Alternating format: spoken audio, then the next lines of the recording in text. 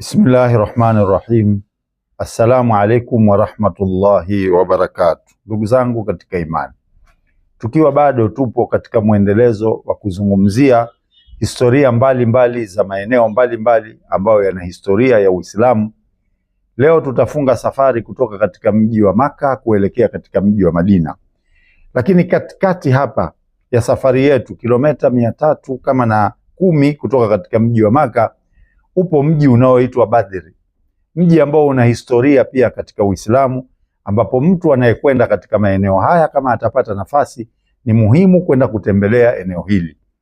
Lakini mji huu kutoka Madina ni karibu, ni kilomita kama kiasi 140 na kitu. Kwa hiyo ni bora mtu ukaanzia safari yako kutokea Madina kwenda Badri kuliko kutokea Maka kwenda Badri, ni mbali sana. Mji huu umeitwa jina hili kutokana na historia yake. Kulikuwa na kisima ambacho mwenye kisima hicho alikuwa anaitwa Badri. Kwa hiyo kisima chake kikaitwa kisima cha Badri. Kwa hiyo ikenda na mji ukaitwa mji wa Badri. Hii ni historia fupi ya mji huu. Katika mwaka wa pili Hijria, yani mwaka wa pili baada Mtume sallallahu alayhi wa sallam kuwa ameshahama Madina, yuko anaishi katika mji wa Madina, ilitokea kwamba Abu Sufyani na msafara wake walikuwa wanatokea katika maeneo ya Sham. Unapoambiwa Sham, yani ni kaskazini mwa nchi hizi za bara Arabu, nchi kama Syria, Lebanon na nyinginezo. Walikuwa wamebeba mali nyingi sana kuja katika mji wa Maka. Habari hizi zikamfikia Mtume Muhammad sallallahu alayhi wa alihi wasallam na maswahaba wake. Kwa kuwa wao waliondoka katika mji wa Maka na waliacha kila kitu chao, na vingine kunyang'anywa, na wengine kuuliwa, na wengine kuteswa, wakaamua watumie nafasi ya msafara huu katika kulipa kisasi. Wende wakauvamie msafara huu na kila walicho nacho, kwa sababu ulikuwa ni msafara ambao una mali nyingi sana. Kwa hiyo Mtume sallallahu alaihi wa sallam akawatangazia maswahaba wake katika mji ule wa Madina, na ikawa ni jambo la khiari, si jambo la kushurutishwa, kwa sababu si vita maalum, ni kwenda kuteka nyara watu. Kwa hivyo waliondoka katika mji ule wa Madina. Hawakuwa watu wengi katika msafara ule, ilikuwa ni baina ya watu 313 na 317. Riwaya zinatofautiana, lakini wanasema 13, 14 mpaka 17. Na kati ya hao 86 walikuwa ni muhajirin. Waliobaki kama 230 hivi ilikuwa ni Ansar. Kulikuwa na farasi wawili tu na ngamia takriban kama 60 na kitu. Huu ulikuwa ni msafara mdogo sana, hata vipando vilikuwa ni vichache kiasi kwamba watu walikuwa wanapokezana.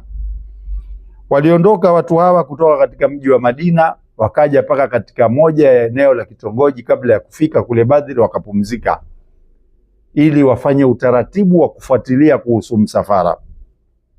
Wakati wanafuatilia hivi, na Abu Sufyani naye kule aliko akawa naye ni mwenye kufuatilia, kwa sababu anajua ana msafara wenye mali, akawa ana hadhari, na alikuwa ni mtu wa machale hivi Abu Sufyani. Kwa hivyo katika kutumatuma kwake watu na kuuliza, akagundua kwamba kuna mahali kuna msafara wa watu wenye ngamia wengi ambao wamepumzika. Wakaenda mpaka eneo lile, lakini hawakuukuta ule msafara, lakini wakakuta pale kweli kuna kinyesi cha ngamia na hivi, na watu wa zamani wanajua, wakichukua kinyesi wakitizama, haya ni majani gani, hizi ni kokwa gani, na hizi wanajua kwamba hawa ni watu wa kutoka wapi. Kwa hiyo wakagundua kwamba hawa ni watu wa kutoka Madina. Wakahisi kwamba hili ni kundi la Mtume sallallahu alaihi wasallam, wasije wakaja wakatuvamia. Wakabadilisha ruti, wakashika ruti ya chini ya kupitia baharini. Halafu wakapeleka taarifa Maka kwamba bwana, kuna jambo kadha kadha kadha kadha linaweza likatukabili sisi wakati wowote. Maka kule kukatolewa jeshi kubwa sana la makafiri kwa ajili ya kuja kupambana na jeshi la Mtume sallallahu alaihi wasallam. Makafiri wa Maka walikusanya jeshi la takriban watu 1300 na farasi takriban 100 na ngamia wasiohesabika kuja kujiandaa rasmi kwa ajili ya kupambana na msafara huo. Watu wale wakaja mpaka walipofika maeneo ya karibu na mji wa Badri, wakaweka kambi ya Makureishi. Wakasema sasa sisi hapa tunaanza kufanya raha zetu, ili tuthibitishe sisi ni jeshi kubwa na tuweza kufanya lolote. Wakakita kambi pale, wakawa wanafanya ulevi wao na mangoma yao na vitu vya namna hiyo, na ikawa plani zao pia wao kama hawataona kitu basi ni kwenda mpaka Madina kuwavamia Waislamu. Mtume sallallahu alaihi wasallam nao wakapata habari za msafara ule, ikabidi waweke kikao wajadiliane na wakuu wake wa jeshi kwamba vipi tutafanya hali ya kuwa kuna jeshi kubwa ambalo liko mbele yetu la kupambana nao, na sisi hatukuja rasmi kwa ajili ya vita. Kwa hiyo wa kwanza alikuwa mwenye kuunga hoja ile ilikuwa ni Abubakar Siddiq, akaunga hoja ile kwamba twendeni tukapigane, Allah yuko pamoja na sisi hatutokuwa watu wa kukuangusha. Kwa hiyo kukapigwa kura pale baina ya Muhajirina na Ansari na Mtume sallallahu alaihi wasallam, watu wakakubaliana kuomba Allah subhanahu wa ta'ala na waingie vitani. Wakaamua kwenda kupambana na jeshi kubwa sana la ajabu ambalo liko pale. Jambo la kwanza, Waislamu walipofika katika eneo lile la Badr, walichokifanya walikwenda wakaviteka vile visima vyote vya maji, wakavizungushia, ikawa vile visima ni vya kwao.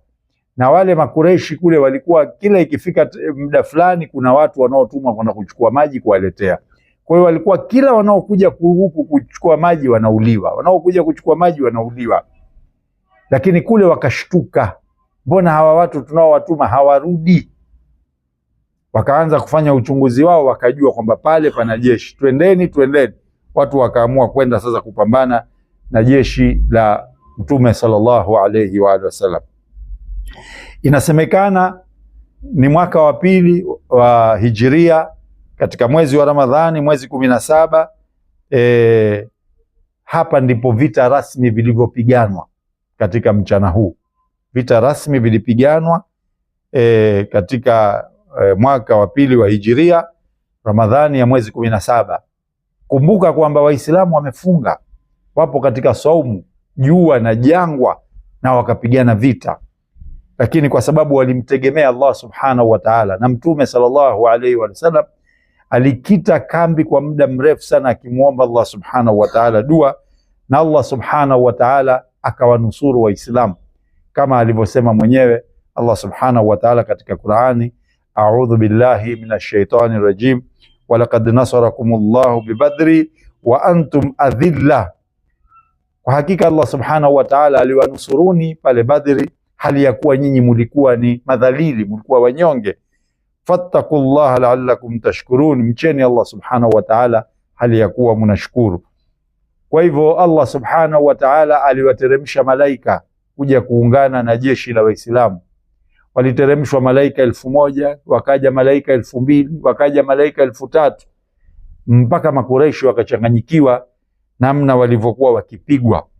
Katika vita hivi ambavyo vilipiganwa, takriban Makureishi zaidi ya 70 waliuawa na zaidi ya 70 kutekwa, na Waislamu waliouawa walikuwa ni 14. Waislamu waliouawa walikuwa ni 14, lakini makafiri zaidi ya watu 70 waliuawa na zaidi ya 70 kutekwa.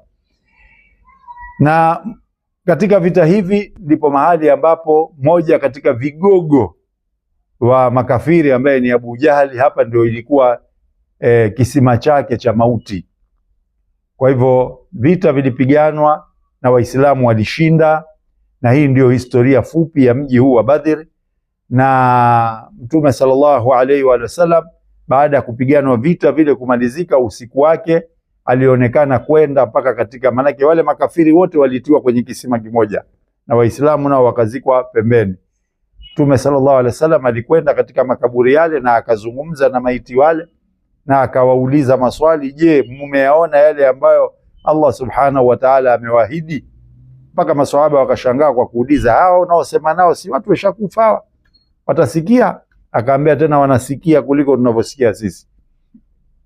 Kwa hivyo hii ni historia fupi ya mji wa Badr, na Muislamu ambaye atakwenda katika maeneo haya anaweza kujitahidi kwenda kuliona eneo hili, na yapo makaburi pale yamezungushwa ukuta ya mashahidi wa Kiislamu ambao walijitolea nafsi zao na mali yao kwa ajili yake Allah subhanahu wa ta'ala. Na mimi na wewe tujifundishe kiasi gani ambao tunatakiwa tujitolee kwa ajili yake Allah subhanahu wa ta'ala kuitetea dini yetu. Namuomba Allah subhanahu wa ta'ala awajalie wale wenye kwenda katika safari hizi za hija, wakubalie ibada zao, na sisi Allah subhanahu wa ta'ala atujalie tuwe wenye kwenda mara kwa mara. Wakumbushe Waislamu, Allah atakulipa.